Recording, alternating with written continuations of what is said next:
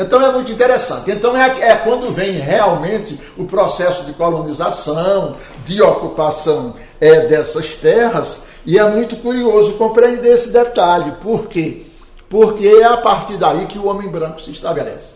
E Antônio de Oliveira Ledo, ele se estabelece junto a um aldeamento indígena, o aldeamento dos Carnóiós, que ficava exatamente no buqueirão de uma serra, onde hoje está o famoso açude de Buqueirão, o Epitácio Pessoa, esse açude enorme, que já foi construído bem mais recente, e que é uma fonte de sustentação de milhares e milhares de pessoas, inclusive da cidade de Campina Grande, entre outras. E ali nasceu Buqueirão. Buqueirão é, portanto, o primeiro núcleo de povoamento dessa região chamada de Cariri.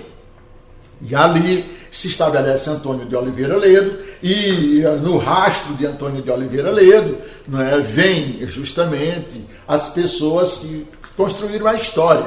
Antônio de Oliveira Ledo era irmão de Custódio de Oliveira Ledo. Custódio de Oliveira Ledo, que tinha duas mulheres, a mulher branca e a mulher mestiça, e da mulher mestiça nasceu Pascácio de Oliveira Ledo, que é o meu sexto avô, Pascácio de Oliveira Ledo, e Pascácio é aquele homem que praticamente define a ocupação de grande parte do Cariri paraibano.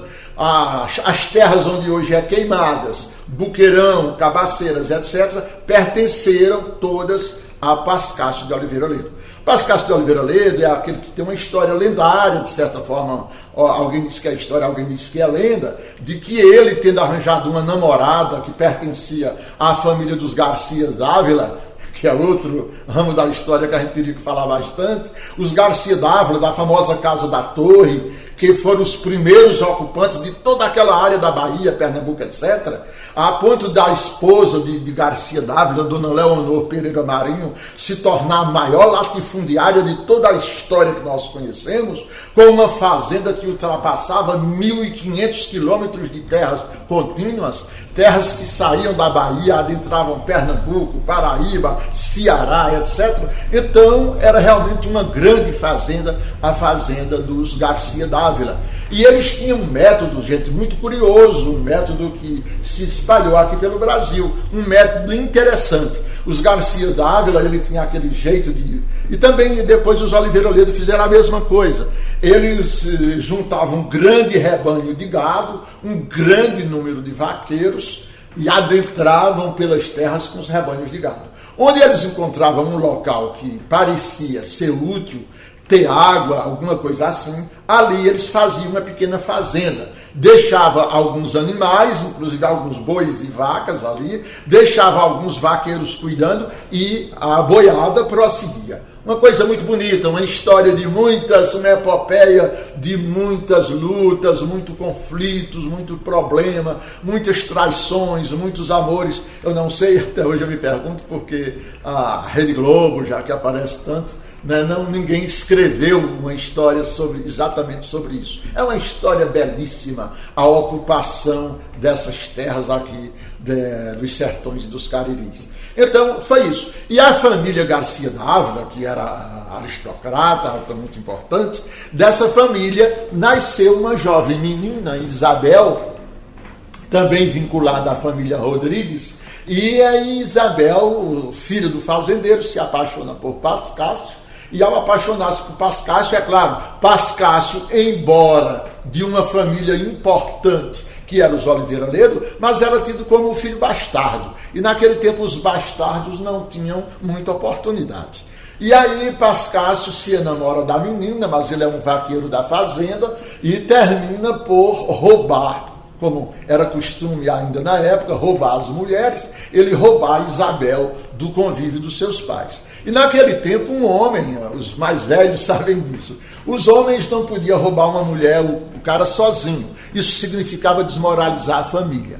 E quando alguém tinha que roubar uma moça, tinha que juntar um grupo de homens, naturalmente a cavalos, roubava aquela moça na presença de todos, isso principalmente para preservar o que eles chamavam de honra da família. E aí ele levava aquela menina, colocava aquela menina na casa de um grande fazendeiro, e a partir daí aquela menina ficava com a honra salva, e daí ela só saía para a igreja para casar com quem a havia raptado, e assim se constituía uma família. Quando assim era feito, normalmente era interessante. A família não tinha muito o que se queixar, né? E pronto. Só que Pascácio, no seu ímpeto de jovem, e talvez sabendo que nunca conseguiria outro caminho para ficar junto a Isabel, roubou Isabel. Isso foi motivo para que a família o perseguisse, com a ordem de matar tanto Isabel como matar Pascácio. E aí a história conta, ou a lenda conta, que eles correram muito no cavalo até as margens do São Francisco. Eles estavam do outro lado do rio. E ao chegar nas margens do São Francisco, o rio estava cheio, em um período que o rio estava com toda o seu potencial hídrico. E ali tinha uma pequena comunidade, e a comunidade perguntou o que eles queriam. Já era noite, eles contaram a história, e aqueles elementos perseguidores, né, dos empregados da família dos Garcia estava atrás de Pascácio, logo atrás para matá-lo com Isabel. E aí a família disse: olha, vocês não podem ficar aqui, vocês têm que ir embora, porque senão o jagunço chega aqui e mata todo mundo e tal. E aí eles só tomaram uma decisão dura, cruel, mas era a única: atravessar o rio São Francisco. E aí, na escuridão da noite, o povo todo rezando, na margem do rio, Pascácio e Isabel, o amor e o cavalo, como eu sempre costumo dizer, a fé em um Deus que eles tinham, a fé em Deus e a fé no próprio amor, entraram no cavalo, entraram no rio, montado no cavalo, o cavalo nadando para vencer as águas do São Francisco. E foi caminhando. E na escuridão da noite, Pascácio levava um facho que nós conhecemos na região, que é um facheiro seco que a gente acende e era usado pelos antigos caçadores. E aí vai com o facho. Só que Pascácio disse: olha, se eu conseguir atravessar o São Francisco, a gente vai dar um sinal quando chegar do outro lado. Só que Pascácio, muito arduamente, quando notou firmeza no cavalo, que o cavalo na escuridão da noite já estava do outro lado, sentiu que o cavalo não estava mais nadando, mas já apoiado no chão, Pascácio jogou o facho na água. E isso dava a impressão, para quem ficou lá do outro lado, que eles haviam sido levados pelas águas. E aí o pessoal ficou rezando, chorando, como é natural. E quando ele estava naquele estado de pranto, lamentando, chegaram os jagunços. E os jagunços se admiraram naquela hora da noite, o povo rezando na beira do rio, perguntaram o que era que havia, e eles contaram: olha, um casal que entrou e aqui morreu. Os jagunços gargalharam: que bom, só assim é a vida da gente matar. Eles mesmo morreram, acabaram a história, voltaram, só que eles não morreram. Pascácio atravessou o rio, pernoitaram algumas horas do lado de cá do rio, pegaram o roteiro do rio Mochotó, que deságua do São Francisco, e através de outros, nós sabemos, deságua no São Francisco, e chegaram aqui na Serra de Jabuticaba, justamente aqui no município de Monteiro. Atravessaram a serra, tomaram o início do rio, do velho rio, que era o rio de Monteiro, o rio do Meio, como a gente conhecia hoje, denominado Rio Paraíba, e desceram pelo rio abaixo. Passaram por Camalaú, passaram por Caraúbas, toda essa região, São Domingos do Cariri, Cabaceiras, bem próximo, passaram e chegaram até Buqueirão do Carnoió, onde estava a figura do seu tio, que já era um homem prestigiado, Antônio de Oliveira Ledo, e ali Antônio deu apoio, e ali Pascácio tornou-se proprietário, como eu já disse, das terras de Cabaceira, das terras de Queimadas, etc., e Buqueirão. E ali deu início ao grande núcleo de povoamento que há nessa região, particularmente saindo desse núcleo de povoamento dos três filhos de Pascácio.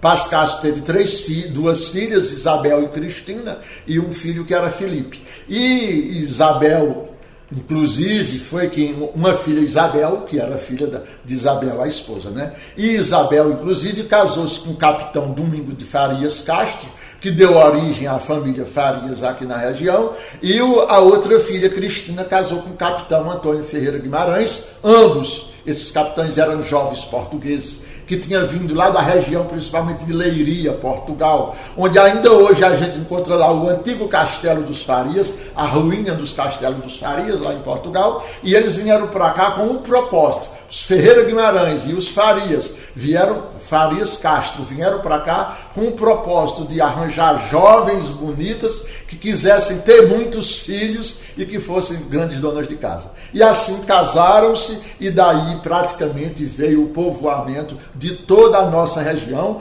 porque dificilmente nós vamos encontrar, meus queridos ouvintes, uma família que direta ou indiretamente o seu sangue não esteja ligado aos Ferreira Guimarães, aos Farias Castro, que nasceram justamente a partir do processo de ocupação do Cariri paraibano. É por aí então que começa basicamente esse processo. Os Oliveira Ledo, além dessa sesmaria, receberam outra grande sesmaria em direção ao sertão da Paraíba, lá do sertão das Espinharas, e inclusive aquela fazenda era maior ainda, ela tinha 50 léguas de comprimento em direção aos sertões. Foi por aí também que os Oliveira Ledo adentraram e começaram os núcleos de povoamento. Na nossa região caririzeira, todas as cidades, de alguma forma, trazem uma marca dos Oliveira Ledo pela sua presença, pela sua ocupação. Mira, já expus bastante, eu não sei que outra colocação você teria, mas eu acho que isso é um começo para um entendimento de quem quer realmente compreender o sentido do Cariri paraibano. Só algumas colocações, como eles entram por Cabaceiras, Boqueirão, mas a cidade mais antiga do Cariri é São João do Cariri. Inclusive teve agora a festa recentemente em Nossa Senhora dos Milagres, que é a padroeira do Cariri. Segundo eles colocam esse título, né, em São João do Cariri, como São João como a primeira cidade. Aí vem eu já emendo em outra pergunta. Por que eles entram por Boqueirão, Cabaceiras, mas a primeira cidade é São João? E por que hoje o protagonismo da nossa região é Monteiro? Quer dizer, no primeiro momento entra por Boqueirão e Cabaceiras e a cidade é São João. E hoje o protagonismo é Monteiro, que justamente é uma cidade que geograficamente não fica no centro do Cariri, mas já fica no cantinho, fazendo divisa com Pernambuco.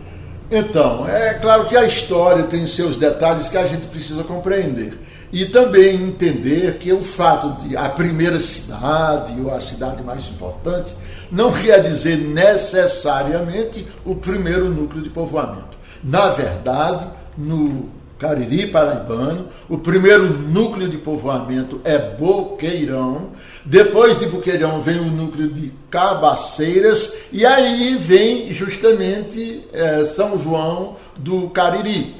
Evidentemente que há coisas muito interessantes que a gente precisa compreender. Por exemplo, para entender essa realidade, um dos filhos de Custódio de Oliveira Ledo, irmão de Pascácio, ao qual eu me referi, foi Teodósio de Oliveira Ledo. Teodósio de Oliveira Ledo, que após o falecimento de Antônio, ele como sobrinho de Antônio, porque ele era filho de Custódio, ele se torna o homem mais importante do Cariri paraibano. Teodósio de Oliveira Ledo é ele quem funda Campina Grande.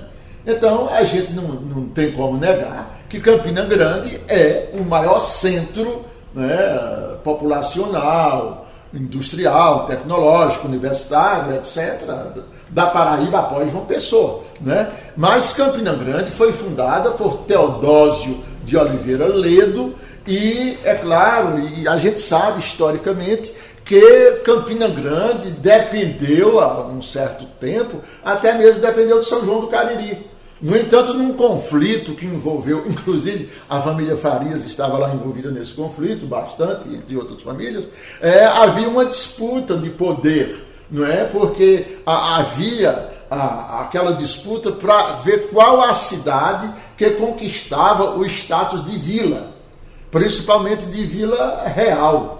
E naquela primeira disputa, é claro que a São João do Cariri foi titulada, não é, como Vila de São Pedro, etc. Teve inclusive vários nomes de São João do Cariri, recebeu uma titulação. Mas essa titulação somente acontece justamente após Campina Grande, porque havia uma disputa, inclusive familiares nossos da época assinaram documentos, foi briga, muita briga, não foi uma coisa feita pacificamente. E quando Campina foi alçada ao nível de Vila Nova da Rainha, que era o nome de Campina Grande, um nome muito bonito por sinal, em homenagem à rainha da época, Vila Nova da Rainha, a Campina Grande tomou, praticamente usurpou aquilo que teria no primeiro momento, seria dado a São João do Cariri. Mas a ocupação de São João do Cariri vem a posteriori. Como nós sabemos disso? Porque justamente quando a ocupação de São João do Cariri, nessas alturas, os Oliveira Ledo, eles já tinham recebido a Sesmaria, a segunda Sesmaria que eu falei,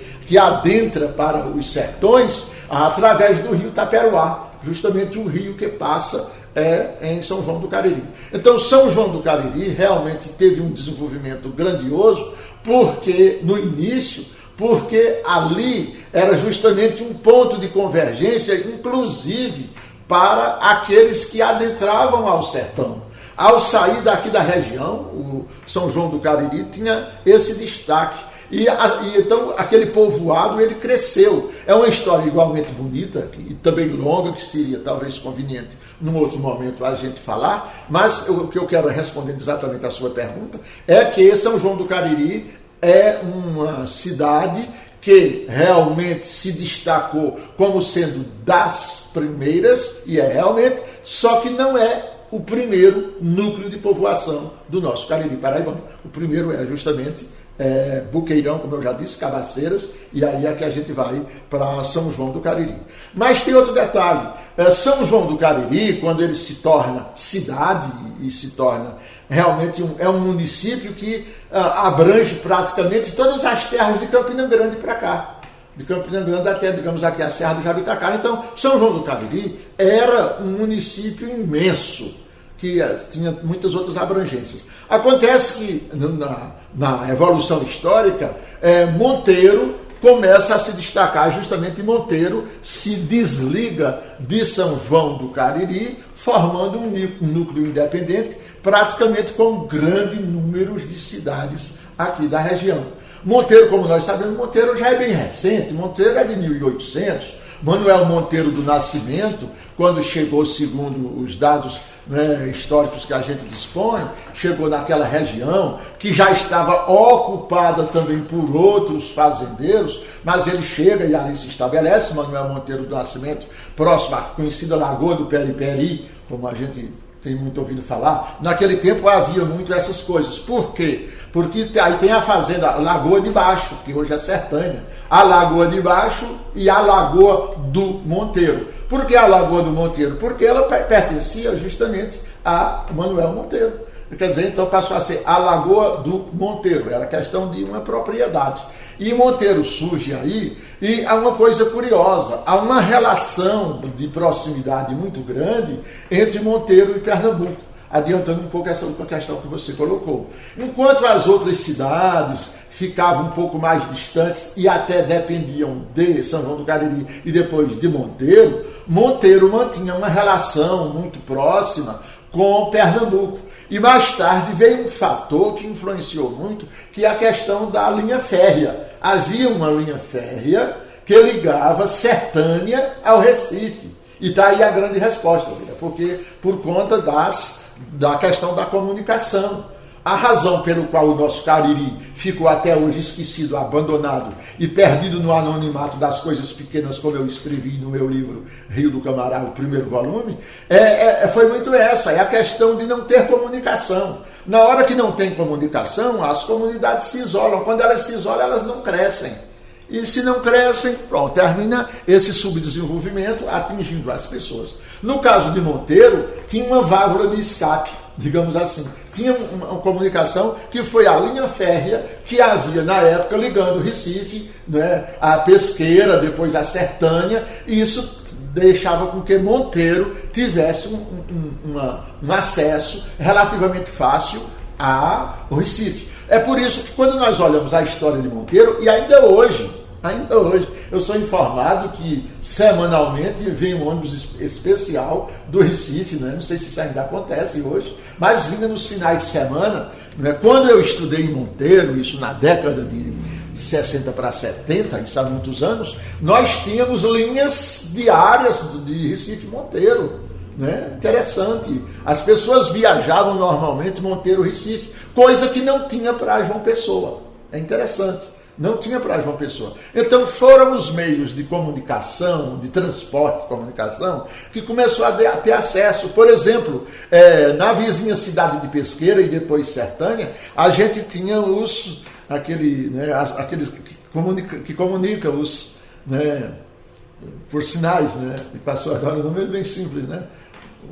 Os telégrafos, né? Os telégrafos que funcionavam normalmente anexos às estações ferroviárias, que informava sobre os trens, os problemas. Então havia essa saída. Como havia essa saída para Pernambuco, e as famílias monteirenses, algumas eram famílias de origem notoriamente aristocrata, digamos assim, eles sonhavam com isso, gostavam disso, e por que não dizer, até hoje Monteiro tem essa peculiaridade, né? Uma marca de aristocracia em suas coisas, em sua forma de ser e de pensar. As cidades são como os homens, elas têm personalidade própria. É interessante isso, que é um somatório, né, das pessoas. E Monteiro tem essa característica, né, ora positiva, ora negativa quando exagera, mas Monteiro tem essa grandiosa característica de ser uma cidade de um tanto de formação aristocrática, né? Interessante esse aspecto.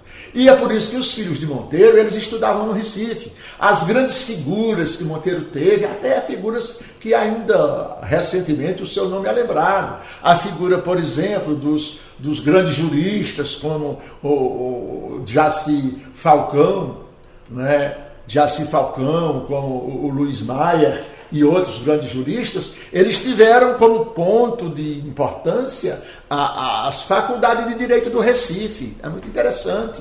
A própria fundação do Colégio de Monteiro, onde hoje está sediada a Universidade Federal da Paraíba, o antigo Colégio Cenecista, que eu tenho orgulho de dizer que estudei naquela escola, a escola do professor Valença, a escola do professor Calbi Japiaçu, aquele colégio veio para ali como resultado dessa ligação Monteiro-Recife.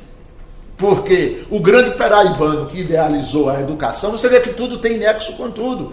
O grande paraibano de Picuí, Felipe Tiago Gomes, que fundou o movimento da CNEC, da CENEC, Campanha Nacional de Escolas da Comunidade, anteriormente Campanha Nacional de Educandários Gratuitos, anteriormente Campanha do Ginasiano Pobre, que foi fundada no Recife, a partir de 1945, salvo engano, é quando ele começa, e curiosamente é quando ele mantém contato com o doutor José Rafael de Menezes, o nosso conhecido doutor Zica, que eu tive a honra de conhecê-lo, grande escritor aqui da nossa região, doutor Zica. E doutor Zica, ele foi um contemporâneo e estudou ao lado de Felipe Tiago Gomes. Por isso que a ideologia, o pensamento, o sonho de educar o Brasil através da campanha, que nasceu com Felipe Tiago Gomes e seus companheiros lá no Recife, ele como rapazes pobres que queriam dar uma guinada na educação desse país,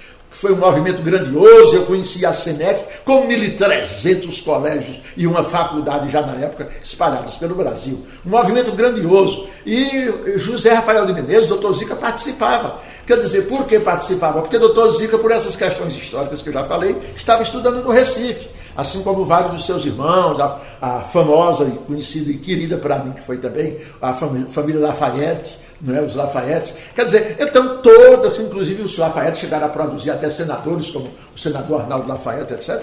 Então foram homens de vulto, homens de peso de Monteiro, que passaram automaticamente a ter uma influência. E uma coisa gera outra, porque, como eu disse no início, a história é feita de causas e consequências. Quando você deflagra um fato qualquer, um fato histórico, a gente não sabe medir até onde aquilo vai. Então, há todo um desdobramento ao longo dos tempos que vai reescrevendo a história de outras formas.